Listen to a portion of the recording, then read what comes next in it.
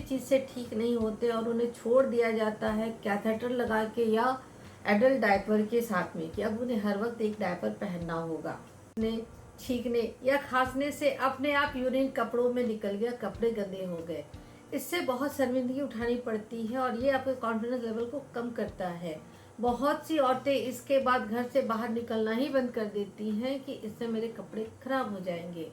उसके ट्रीटमेंट ढूंढ निकलते हैं तो आपको बताया जाता है टेस्ट के बाद कि आपका ब्लैडर ओवर एक्टिव हो गया है या न्यूरोजेनिक ब्लैडर है या ब्लैडर और यूरेथ्रा के बीच का एंगल कम हो गया है। आसान भाषा में से समझे कि जो ब्लैडर यानी मूत्राशय पेशाब को धारण करने वाली थैली वो अपना काम ठीक से नहीं कर रही है, वो सब ज़्यादा देर तक रोक नहीं पाती और जैसे ही उस पर कोई दबाव पड़ता है वह पिचकारी की तरह पानी को बाहर छोड़ देती है। तो ऐसा क्या हो गया जिसके कारण आपको ये समस्या हो? मेल और फीमेल में इसके अलग अलग कारण पाए जाते हैं। तो आपको बताया जाएगा कि आपको योगा करना है, कीगल एक्सरसाइज बताया जाएगा, कुछ मेडिसिन बताई जाती है, अल्फा एड्रेनर्जिक ब्लॉकर होते हैं और फाइनली सर्जरी के कई प्रकार हैं जो यहाँ बताए जाते हैं। लेकिन बहुत से ऐसे पेशेंट हैं जो इन किसी भी चीज़ से ठीक नहीं होते और उन्हें छोड़ दिया जाता है कैथेटर लगा के या एडल्ट डायपर के साथ में कि अब उन्हें हर वक्त एक डायपर पहनना होगा। पेशाब को कुछ देर तक रोके रहना और जब उसका अर्ज हो यानी पेशाब करने की सर्दी हो तब उसको निकालना, यह दोनों वात दोष के अधीन होता है। वात दोष को हम देख नहीं सकते तो उसे आप नर्व के तौर पर समझ सकते हैं कि आपका नर्व ओवर एक्टिव हो गया या नर्व प्रॉपरली ढंग से काम नहीं कर रही है, तो ब्लैडर आपका ठीक से उसको कंट्रैक्ट नहीं कर रहा है या उसका एंगल कम हो गया है। बहुत सारे टर्म जो आपको बताए जाते हैं।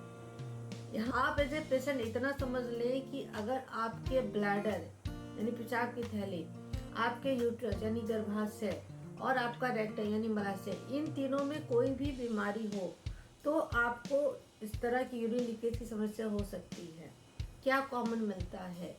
फीमेल्स में नॉर्मल डिलीवरी होना, डिलीवरी टाइम बहुत ज़्यादा टाइम लगना, बहुत ज़्यादा टाँके लगना, बार बार उनकी डिलीवरी होना या गर्भाशय नीचे आ रहा है, प्रोलैप्स ऑफ यूट्रस है, किसी भी कारण से हिस्टेरेक्टोमी हो गई, अब गर्भाशय वहाँ पर है ही नहीं, या आपको क्रॉनिक कॉन्स्टिपेशन रहता है, पाइल्स है, फिशर है, फिस्टुला है, यूरेथ्रा का जो 4 सेंटीमीटर की यूरेथ्रा होती है वो छोटी हो गई है, सिकुड़ गई है, उसमें कुछ चेंजेस एनाटॉमिकल हो गए हैं।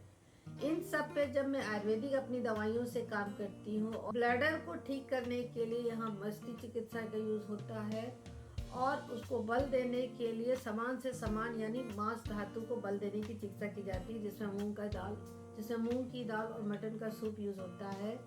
मेडिसिन में लज्जालू, चांगेरी, सिगरू, इस तरह की चीज़ों का यूज होता है। पेशेंट की प्रोफाइल के अकॉर्डिंग आप मेरे पास इस समस्या को लेके आएंगे तो मैं आपकी डिटेल हिस्ट्री लूंगी कि आपको समस्या कब से अराइज हुई, साथ में आपके गर्भाशय और मलाशय में क्या प्रॉब्लम है, उसके अनुसार आपकी ट्रीटमेंट प्लान होगी और आप बिल्कुल सर्जरी कराना बहुत ईजी है और सर्जरी के बाद भी एज इट इज समस्या का बना रहना ये भी बहुत कॉमन है। इसलिए इस वीडियो को हर उस पेशेंट को जरूर भेजिए जिसका मूत्र लीक हो रहा है, जिसको यूरिन इंकॉन्टिनेंस है और जो इस समस्या से पूरी तरह ठीक होना चाहते हैं। मेरा व्हाट्सएप नंबर 7004949641 है और ऐसे इन्फॉर्मेटिव वीडियोस के लिए मेरे साथ बने रहिए। धन्यवाद।